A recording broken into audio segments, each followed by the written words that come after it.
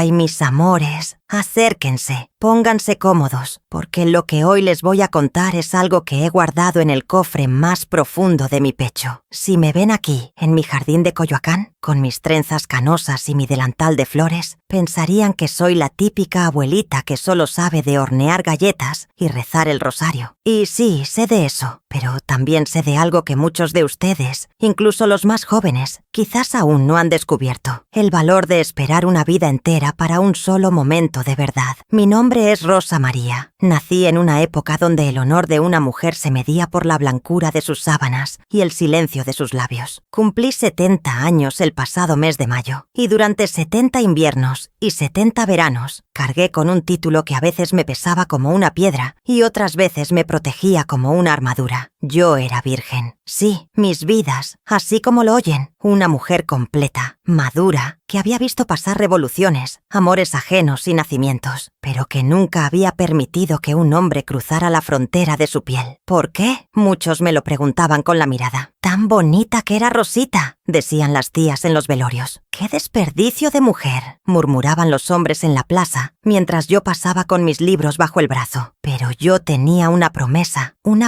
que le hice a mi madre en su lecho de muerte. «Rosita, no entregues tu luz a cualquiera. Espera a que el alma te vibre, porque si no, el cuerpo solo se ensucia». Y yo, hija obediente al fin y al cabo, me tomé esas palabras tan en serio que el tiempo se me fue escurriendo entre los dedos, como arena fina. Pasé mis décadas trabajando como bibliotecaria. Me rodeé de libros, de historias de amor de papel, de caballeros de tinta que nunca sudaban y nunca fallaban. Me volví experta en los besos de Neruda y en los lamentos de Casals, pero en mi propia cama, el único calor era el de mi gata, Luna, y la bolsa de agua caliente en los meses de enero. Me acostumbré a la soledad. La soledad es una compañera silenciosa. Al principio te asusta, luego te molesta, y al final se vuelve tan íntima que te olvidas de que está ahí. Pero entonces, mis cielos, llegó el mes de junio, y con junio llegó el movimiento a la casa de al lado. La casa del número 14 había estado vacía por años. Sus paredes estaban descascaradas y el jardín era una selva de maleza. Un lunes por la mañana, un camión de mudanzas pequeño se estacionó frente a mi ventana. Yo, que ya soy de esas viejas curiosas que miran por detrás de la cortina, me puse mis anteojos para ver quién era mi nuevo vecino. Esperaba una pareja joven con niños gritones o quizás otra mujer sola como yo. Pero lo que bajó de ese camión, ¡ay, Dios mío!, era un muchacho. No tendría más de 22 o 23 años, alto, con el cabello alborotado y una sonrisa que parecía tener luz propia. Vestía una camiseta blanca ajustada que dejaba ver unos brazos fuertes, de esos que parecen hechos para cargar cosas pesadas sin cansarse. Se llamaba Mateo. Lo supe porque su madre, una mujer que lo ayudaba con las cajas, gritaba su nombre desde la puerta. «Mateo, ten cuidado con ese espejo. Mateo, no cargues tanto». Mateo se detuvo justo frente a mi verja, se secó el sudor de la frente con el antebrazo y de la nada giró la cabeza y me vio. Me vio allí, escondida tras mis encajes, y en lugar de ignorarme o burlarse, me dedicó la sonrisa más franca y hermosa que he recibido en medio siglo. Levantó la mano y me saludó. Mi corazón, ese viejo motor que yo pensaba que ya solo funcionaba para bombear sangre por compromiso, dio un vuelco que me asustó tanto que cerré la cortina de golpe y me senté en mi sillón, respirando como si hubiera corrido un maratón. Mis amores, antes de que les cuente cómo ese muchacho empezó a derretir el hielo de mi alma, quiero pedirles un favor. ¿Alguna vez han sentido una conexión instantánea con alguien que no tiene nada que ver con su mundo? ¿Alguien que les hizo sentir vivos con solo una mirada? Cuenten su historia aquí abajo. No me dejen sola en esta confesión. Y por favor, denle me gusta al video y suscríbanse. Historias de mujeres como yo, que se atrevieron a sentir después de los 50, los 60 o los 70. Hay pocas y necesitamos estar unidas. Sigamos. Los días pasaron y Mateo se convirtió en parte del paisaje de mi calle. Lo escuchaba llegar en su motocicleta por las tardes. Trabajaba en un taller mecánico y estudiaba ingeniería por las noches. A veces, cuando yo salía a regar mis dalias, él salía al mismo tiempo a fumar un cigarrillo o simplemente a descansar en su porche. «Buenos días, doña Rosa», me decía siempre con ese respeto que los jóvenes de ahora ya casi no tienen. «Buenos días, joven Mateo», respondía yo, tratando de que mi voz no temblara. pero poco a poco los saludos se convirtieron en conversaciones. «Doña Rosa, qué bonitas tiene sus plantas. ¿Cuál es el secreto?» Y yo, que me sentía halagada, le explicaba que el secreto era hablarles, tratarlas con cariño. Él se reía, una risa profunda, musical. «Entonces a mí me falta eso, porque las mías se mueren todas», decía bromeando. Un sábado mi calentador de agua decidió pasar a mejor vida. La casa se llenó de un olor a gas y yo, en mi pánico de anciana sola, salí al jardín gritando. Mateo, que estaba lavando su moto, saltó la verja de un brinco. «¡Ay, qué agilidad, mis amores!» y corrió hacia mí. «¿Qué pasa, Rosa? ¿Está bien?» Me llamó Rosa, sin el doña. Fue como si me quitara 20 años de encima con una sola palabra. «El calentador, Mateo, huele a gas. Tengo miedo». Él entró en mi casa sin dudarlo. Era la primera vez que un hombre que no fuera un técnico o un familiar entraba en mi hogar en años. Su presencia lo llenaba todo. Su olor a jabón, a grasa de motor y a juventud inundó mi cocina. Lo vi agacharse, trabajar con las manos, su espalda ancha moviéndose bajo la tela de su camisa. Yo me quedé allí, parada, mirándolo como quien mira una obra de arte en un museo, sin atreverme a tocar, pero con los ojos bien abiertos. «Ya está», dijo levantándose y limpiándose las manos. «Era solo una válvula floja. No se preocupe, Rosa. Ya no hay peligro». Lo invité a un café. Era lo mínimo que podía hacer. Nos sentamos en la pequeña mesa de mi cocina, rodeados de mis tazas de porcelana antigua y mis tapetes de ganchillo. Y hablamos. Hablamos por 2 horas. Él me contó de sus sueños de construir puentes, de su familia en Veracruz, de lo difícil que era estar solo en la ciudad. Y yo le conté de mis libros, de mis viajes imaginarios, de mi vida entregada al silencio. Él me miraba de una forma extraña, no con la condescendencia con la que la gente mira a los viejos. Me miraba a los ojos, como si realmente le importara lo que yo decía, como si viera a la mujer, no a la anciana. «Usted es una mujer increíble, Rosa», me dijo de pronto, tomando mi mano sobre la mesa. Su mano era cálida, fuerte, llena de vida. «Tiene una paz que me hace falta». Yo sentí un fuego que subía por mi brazo, un hormigueo que no conocía. Retiré mi mano con suavidad, pero mi piel seguía gritando por el contacto. «Soy solo una vieja bibliotecaria, Mateo». «No», dijo él, acercándose un poco más. «Usted es una rosa que se guardó sus pétalos para el que supiera apreciarlos». Esa noche, mis cielos, no pude dormir. Me miré al espejo del baño con una luz que no usaba nunca. Miré mis arrugas, mis ojos cansados, mi cuerpo que nunca había sido explorado. ¿Era posible? ¿Era posible que a los 70 años la vida me estuviera enviando un desafío de este tamaño? Me sentí ridícula, pecadora, tonta. «Es un niño, Rosa», me decía a mí misma. «Podría ser tu nieto». Pero el deseo, esa fuerza que yo había mantenido encadenada en el sótano de mi alma, había empezado a romper los candados. Ay, mis amores, no se imaginan la batalla que se desató dentro de mi cabeza después de ese café en la cocina. Por un lado, estaba la Rosa que mi madre crió, la mujer de iglesia, la que bajaba la cabeza, la que pensaba que el cuerpo era un templo sagrado que debía llegar intacto a la tumba. Pero por otro lado, estaba esta nueva Rosa, una que se sentía morir de envidia cada vez que veía a las parejas jóvenes besándose en el parque. Una Rosa que, de repente, se sentía terriblemente estafada por la vida. 70 años de castidad, ¿para qué? ¿Para que los gusanos se den un festín con algo que nadie quiso catar? Los días siguientes fueron una tortura deliciosa. Yo me encontraba a mí misma arreglándome más de la cuenta solo para salir a recoger el periódico. Me puse ese perfume de jazmín que tenía guardado para una ocasión especial que nunca llegó. Me pintaba los labios de un rosa muy sutil,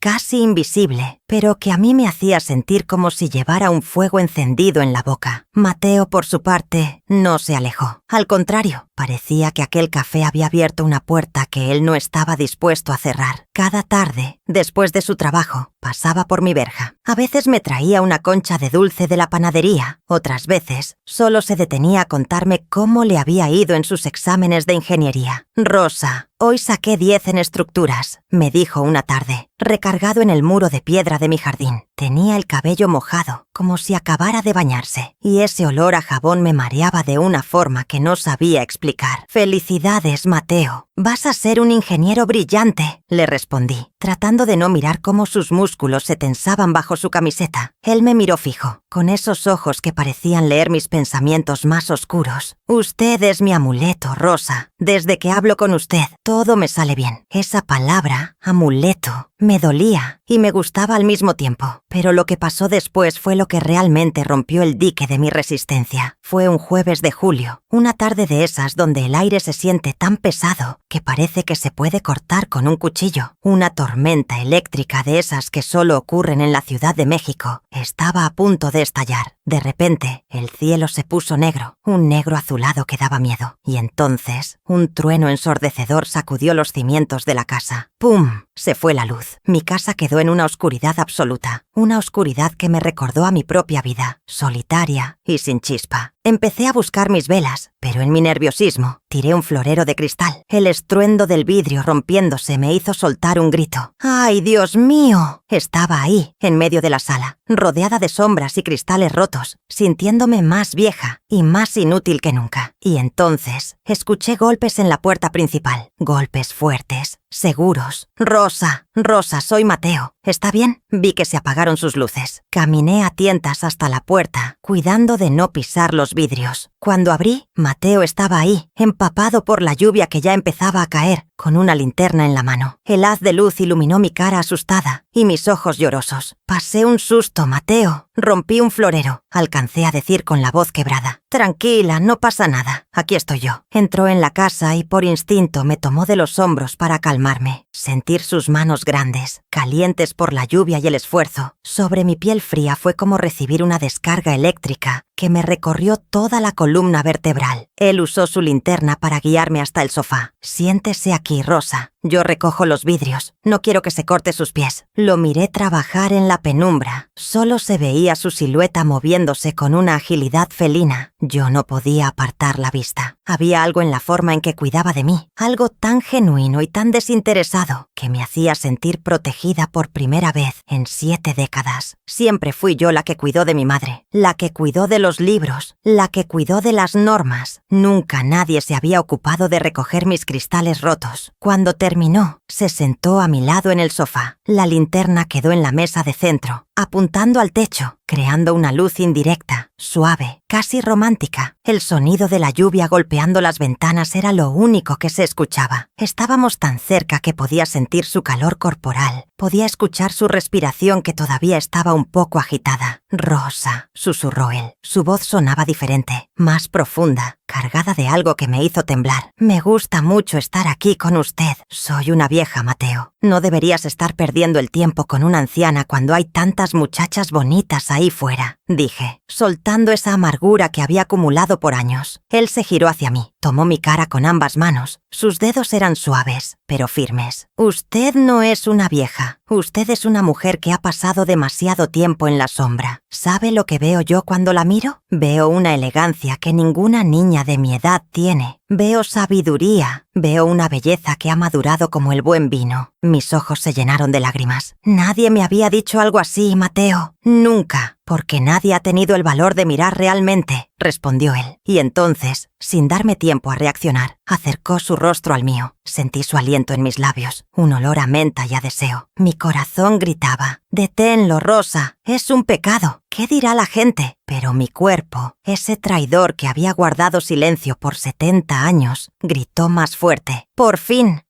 la vida me está mirando. Cerré los ojos. Y entonces pasó. Mateo me besó. No fue un beso tímido. Fue un beso cargado de toda la energía de su juventud y de toda la ternura que sentía por mí. Sus labios eran suaves y cálidos. Al principio yo no sabía qué hacer. Me quedé tiesa. Pero luego, el instinto tomó el mando. Empecé a responderle. Sentí un sabor dulce, un sabor a descubrimiento. Mis manos, que siempre habían estado entrelazadas en mi regazo, subieron solas a su cuello, perdiéndose en su cabello abundante. Fue como si una represa se rompiera dentro de mí. 70 años de soledad, de dudas, de miedos, se disolvieron en ese contacto. Mis amores, antes de que les cuente lo que pasó después de ese beso, cuando la lluvia arreció y la ropa empezó a sobrar, quiero que me digan algo. ¿Ustedes creen que la pasión tiene edad? ¿Creen que una mujer de 70 años deja de sentir deseos? No me tengan lástima. ténganme respeto, porque lo que les voy a contar ahora es la verdad más pura de mi vida. Dejen si me apoyan y no olviden suscribirse. Estamos a punto de entrar en la parte más íntima de mi historia. Comenten desde dónde me ven. Mateo se separó 1 centímetro de mis labios, solo para mirarme a los ojos en la penumbra. Su mirada era una súplica y una promesa al mismo tiempo. Rosa, ¿estás segura? Yo no podía hablar. La emoción me tenía la garganta anudada. Pero asentí, tomé su mano y la puse sobre mi pecho para que sintiera cómo mi corazón golpeaba contra mis costillas como un pájaro enjaulado queriendo escapar. Él sonrió, una sonrisa de triunfo y dulzura. Me llevó a la habitación, mi habitación, ese santuario de castidad donde nunca había pasado nada más emocionante que la lectura de una novela de Jane Austen. Él me desvistió con una paciencia que me hizo llorar. Miraba mi cuerpo, mis hombros caídos, mis pechos que ya no tenían la firmeza de la juventud, pero él no mostraba ni un gramo de rechazo. Al contrario, me besaba cada centímetro de piel como si estuviera descubriendo un tesoro escondido. «Eres hermosa, Rosa», me decía al oído, y yo le creía. En ese momento, bajo sus manos, yo no era una mujer de 70 años. Era una esencia viva, era una mujer naciendo por primera vez. Cuando él se quitó la ropa, la luz de la linterna que habíamos dejado en la sala alcanzaba a iluminar su cuerpo joven, atlético, perfecto. Me sentí intimidada por un momento. ¿Qué hacía yo con mi piel de papel al lado de ese monumento de mármol? Pero él se metió en la cama conmigo y me envolvió en sus brazos. Su calor me quitó todo el frío de décadas. Y entonces sucedió. Mi primera vez, a los 70 años. Fue doloroso, sí, pero fue un dolor lleno de significado. Fue como si mi cuerpo se estuviera abriendo para dejar salir todo el pasado y dejar entrar el presente. Mateo fue increíblemente cuidadoso, moviéndose al ritmo de mis suspiros, deteniéndose cuando veía que yo me asustaba y volviendo a empezar cuando mi deseo ganaba la partida. Esa noche, mis cielos, descubrí que el placer no es solo para los que tienen la piel tersa. El placer es una conexión del alma que se manifiesta en la carne. Sentí cosas que no sabía que existían. Sentí corrientes de electricidad que nacían en mi vientre y estallaban en mi cabeza. Sentí que por primera vez en mi vida no era la doña Rosa de nadie, ni la bibliotecaria, ni la hija obediente. Era simplemente Rosa, una mujer viva. Cuando terminamos, nos quedamos abrazados en el silencio de la noche. La luz ya había vuelto, pero no la encendimos. No era necesario. «Gracias, Mateo», susurré en su pecho. «Gracias a usted, Rosa, por dejarme entrar», respondió él, dándome un beso en la frente. Me quedé dormida con una sonrisa que no se me quitó en semanas, pero lo que no sabía, mis amores, es que la mañana siguiente traería una realidad que no todos estaban dispuestos a aceptar. El barrio es pequeño y las lenguas son largas, y un muchacho de 22 años saliendo de la casa de una solterona de 70 a las 6 de la mañana no era algo que fuera a pasar desapercibido. Esa mañana de viernes, el sol entró por mi ventana con una claridad que me asustó. Me desperté y, por un segundo, pensé que todo había sido un sueño de esos que te inventa la mente cuando ya estás desesperada. Pero entonces sentí el peso del brazo de Mateo sobre mi cintura. Sentí su respiración profunda y pausada en mi nuca. Sentí el olor a sándalo y a piel joven que se había quedado impregnado en mis sábanas de hilo. Me toqué los labios y todavía los sentía hinchados. Todavía sentía el fuego de sus besos. No era un sueño. A mis 70 años, había entregado mi tesoro a un muchacho que apenas estaba empezando a vivir. Mateo se despertó poco después. Me miró con una ternura que me hizo querer llorar. No había rastro de arrepentimiento en sus ojos. No había esa mirada de «¿qué hice?», que yo tanto temía. «Buenos días, mi Rosa», me dijo, y me dio un beso suave, de esos que saben a café y a mañana tranquila. Se levantó, se vistió con la agilidad de quien tiene la conciencia limpia y me prometió volver por la tarde. Pero la vida en el barrio de Coyoacán, mis cielos, es como un teatro de sombras. Alguien siempre está mirando. Alguien siempre tiene un ojo puesto en la vida ajena porque la propia le parece aburrida. Cuando Mateo salió de mi casa a las 6:30 de la mañana, con la camiseta un poco arrugada y esa sonrisa de hombre satisfecho, se encontró de frente con doña Gertrudis. Doña Gertrudis es la vecina de enfrente, una mujer que ha pasado los últimos 40 años barriendo la acera 3 veces al día, solo para tener una excusa para vigilar quién entra y quién sale de cada casa. Es de esas señoras que se saben el rosario de memoria, pero que tienen la lengua más afilada que un bisturí de cirujano. Ella vio a Mateo salir de mi puerta. Vio cómo él se giraba para lanzarme un beso hacia la ventana. Y lo peor de todo, vio mi cara de felicidad tras el visillo. Para el mediodía, el rumor ya no era un rumor, era un incendio forestal. Fui al mercado como hacía todos los viernes, pero el ambiente era distinto. Las señoras que antes me saludaban con un «Buenos días, doña Rosita», ahora bajaban la cabeza o se ponían a cuchichear en cuanto me veían pasar. Sentía sus miradas clavadas en mi espalda, pesadas como plomos. «¿Viste a la bibliotecaria?», alcancé a oír en la carnicería. Parece que la santurrona resultó ser una loba de alcoba. «¡Qué asco!», respondió otra voz que reconocí como la de la mercadera de las frutas. A su edad, metiéndose con un niño que podría ser su nieto. Es una perversión, una falta de respeto a la memoria de su madre. Esas palabras, mis amores, me dolieron más que el dolor físico de mi primera vez. Sentí que el suelo se abría bajo mis pies. Me regresé a casa casi corriendo, con las bolsas del mandado temblando en mis manos. Me encerré, corrí las cortinas y me puse a llorar en medio de la sala. ¿Tenían razón? ¿Era yo una vieja ridícula? ¿Era una pecadora por haber querido sentir un poco de calor antes de morir? Pero la prueba más dura no fue la del barrio, fue la de mi propia familia. A las 5 de la tarde, mi sobrina Patricia llegó a mi casa sin avisar. Patricia es la hija de mi hermana menor, una mujer de 40 años, muy moderna, muy de oficina, pero que siempre me había visto como una especie de reliquia familiar que no debía tocarse. «Tía Rosa, ¿qué es este escándalo que anda diciendo todo el mundo?», gritó nada más entrar, tirando su bolso sobre la mesa. «No sé de qué me hablas, Patricia», mentí, aunque el corazón me latía en las sienes. «No me mientas. Me llamó doña Gertrudis. Dice que tienes un amante de 20 años. Un niño, tía. Un mecánico. ¿Te has vuelto loca? ¿Sabes el ridículo que nos estás haciendo pasar? ¿Qué dirían mis amigos si se enteran de que mi tía abuela es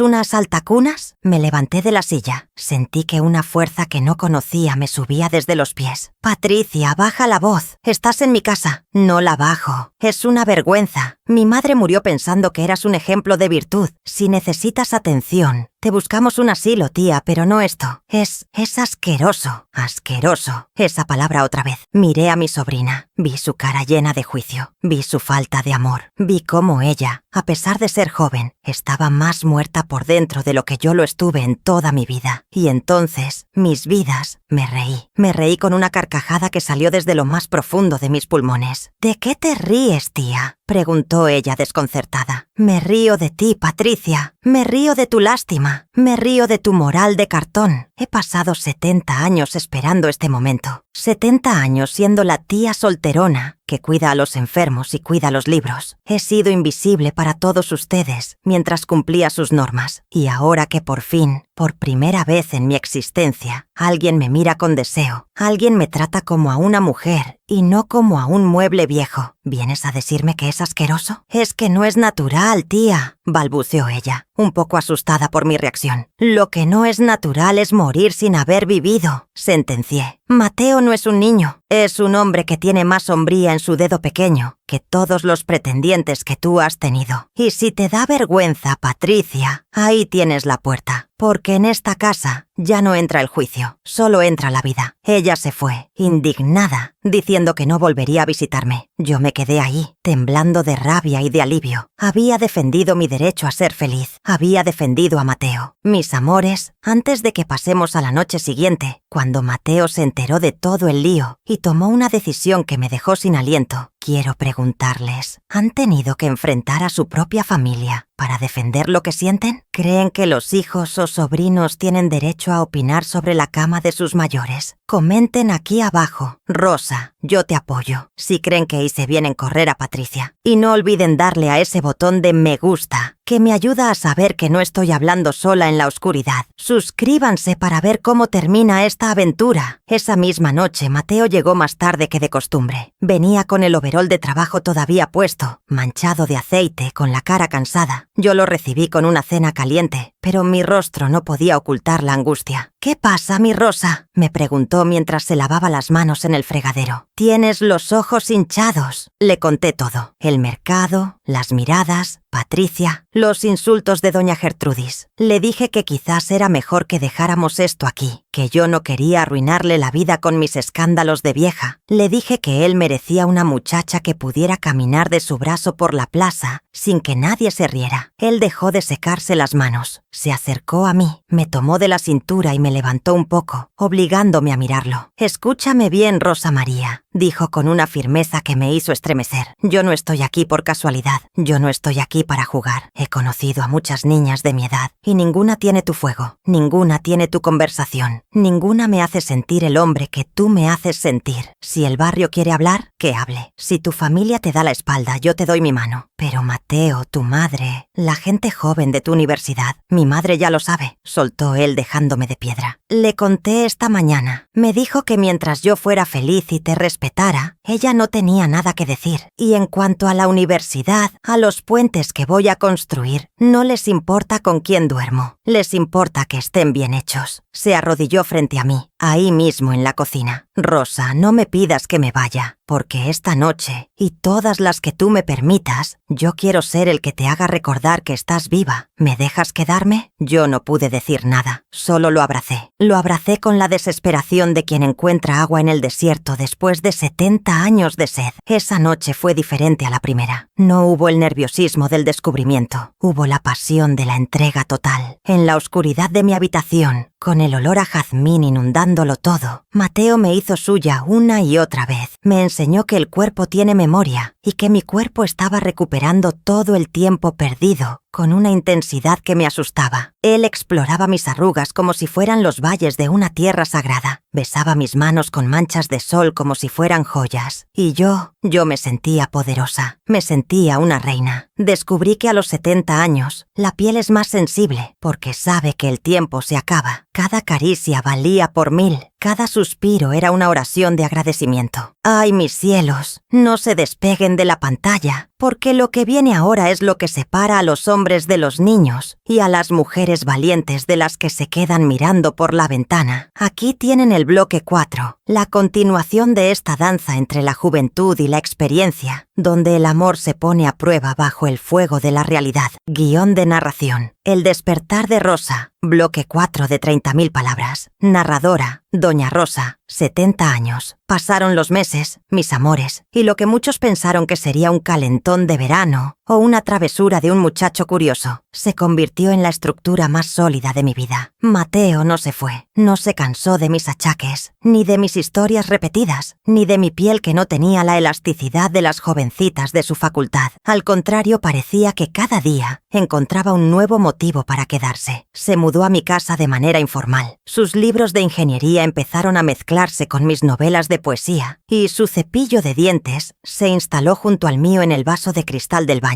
El barrio, al principio, nos trató como si tuviéramos la lepra. Doña Gertrudis llegaba al extremo de persignarse cada vez que nos veía salir juntos a comprar el pan. Pero, ¿saben qué pasó, mis vidas? Que la felicidad es contagiosa y, sobre todo, es muy difícil de atacar cuando es genuina. Un día, Mateo y yo íbamos caminando por la plaza, de la mano. Sí, de la mano, porque ya no me importaba que se viera que mis dedos estaban un poco torcidos por la artritis junto a sus dedos fuertes. Nos encontramos con el grupo de las señoras del Rosario. Se quedaron calladas, esperando que yo bajara la vista. Pero yo no la bajé. Les sonreí, les di los buenos días con una voz clara y una luz en los ojos que ellas no habían visto en mí en 50 años. Mateo, con esa caballerosidad que le nace del alma, les hizo una reverencia. «Buenas tardes, señoras. Qué gusto ver que el sol las trata tan bien hoy». Se quedaron mudas, porque no vieron a una vieja siendo abusada, vieron a una mujer siendo amada. Y eso, mis amores, es un argumento que nadie puede rebatir. Poco a poco, el veneno de las lenguas se fue secando por falta de alimento. La gente se acostumbró a vernos. Incluso don Chencho, el carnicero, empezó a guardarme los mejores cortes de carne, diciendo: «Para que el muchacho tenga fuerza para estudiar, doña Rosita, la ciudad es sabia y al final siempre respeta a quien tiene el valor de ser fiel a sí mismo». Pero la vida que siempre guarda una carta bajo la manga, decidió ponernos la prueba de fuego en el mes de noviembre. Me dio un fuerte dolor en el pecho una madrugada. Sentí que un elefante se sentaba sobre mis costillas y que el brazo izquierdo se me dormía. Era un infarto. En mi agonía, alcancé a tocar el brazo de Mateo. Él se despertó al segundo. No entró en pánico. No salió corriendo. Me cargó en sus brazos, esos brazos que yo tanto había admirado. Me subió a su moto porque la ambulancia tardaba una eternidad y me llevó al hospital volando, entre las calles vacías de la noche. Pasé 3 días en cuidados intensivos. Mi sobrina Patricia llegó, por supuesto, con su cara de «te lo dije» y sus aires de superioridad. Intentó sacar a Mateo de la sala de espera. «Tú no eres nada de ella», le gritó en el pasillo. «Vete a tu casa, niño. Deja que la familia se encargue». Pero Mateo no se movió. Se quedó allí, en una silla de plástico, con sus libros de cálculo abiertos, pero la mirada puesta en la puerta de mi habitación. Cuando por fin me pasaron a piso y pude hablar, lo primero que hice fue llamar a la enfermera. «Ese muchacho que está ahí fuera es mi marido de alma. Que pase él primero». Patricia estaba furiosa, pero Mateo entró. Estaba pálido, con la barba de 3 días, pero cuando vio que yo estaba viva, se desplomó al lado de mi cama y lloró como un niño sobre mis manos. «Pensé que te perdía, Rosa. Pensé que no me daría tiempo de decirte todo lo que te amo». En ese momento, mis amores, frente a las enfermeras, frente a mi sobrina que miraba por el cristal y frente a la muerte que me había rozado los hombros, entendí que mi virginidad de 70 años no había sido un desperdicio.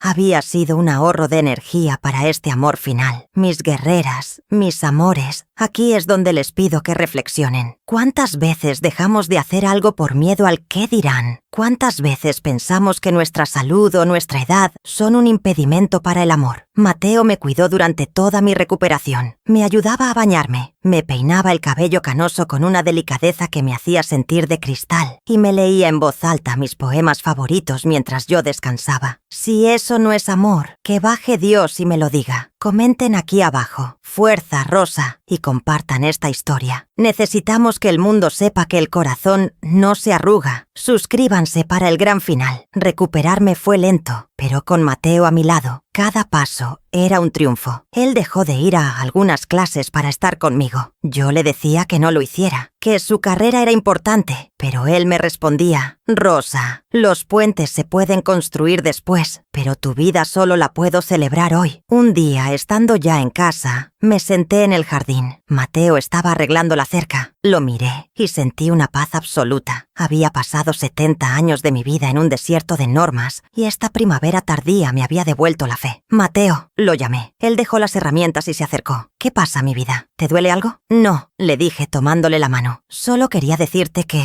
si me muero mañana me iré siendo la mujer más rica del mundo, porque moriré sabiendo lo que es que te miren con pasión, lo que es que te cuiden con devoción y lo que es entregarse por completo sin miedo». Él me besó la mano, justo ahí donde las venas se marcan más por la edad. «No te vas a morir, Rosa. Tenemos mucho que bailar todavía». Y así ha sido, mis cielos. Hoy, mientras les grabo esto, han pasado 2 años desde aquella noche de tormenta. Sigo con Mateo. Él se graduó de ingeniero el mes pasado. ¿Y saben quién fue su acompañante de honor en la ceremonia? Yo. Fui con mi mejor vestido, con mis canas bien puestas y del brazo de mi hombre de 24 años. Patricia no fue, pero no nos hizo falta. El auditorio entero se quedó en silencio cuando nos vio entrar. Pero no fue un silencio de burla, fue un silencio de asombro ante algo que no podían entender, pero que no podían dejar de admirar. Muchos me preguntan: «Rosa, ¿no tienes miedo de que un día se canse y busque a una joven?» Y yo les respondo con una sonrisa: «Claro que puede pasar, pero el tiempo que ya vivimos, los besos que ya nos dimos y el despertar que él me regaló, eso no me lo quita nadie, ni la muerte misma. He vivido más en estos 2 años que en los 68 anteriores. He descubierto que mi cuerpo, a pesar de los años, es una fuente de alegría. He descubierto que la juventud no es un número, es una disposición del alma a dejarse sorprender». Mis queridos, hemos llegado al final de esta confesión que me ha vaciado el pecho. Gracias por acompañarme en estas horas de recuerdos. Espero que mi historia le sirva a esa mujer que está sola pensando que ya no sirve para el amor, o a ese hombre que tiene miedo de amar a alguien diferente. La vida es un suspiro. Mis amores, no la gasten en ser virtuosos para los demás. Gástenla en ser felices para ustedes mismos. Denle un me gusta gigante a este video si creen que Rosa y Mateo merecen ser felices. Suscríbanse al canal para más historias de vida real que llegan al alma. Comenten aquí abajo. Nunca es tarde, para que yo sepa que llegaron hasta el final. Y no olviden unirse a nuestro grupo de WhatsApp en el enlace de la descripción, donde compartimos consejos de bienestar y alegría para todas nosotras, las guerreras de la vida. Un beso en el corazón y hasta la próxima historia. M.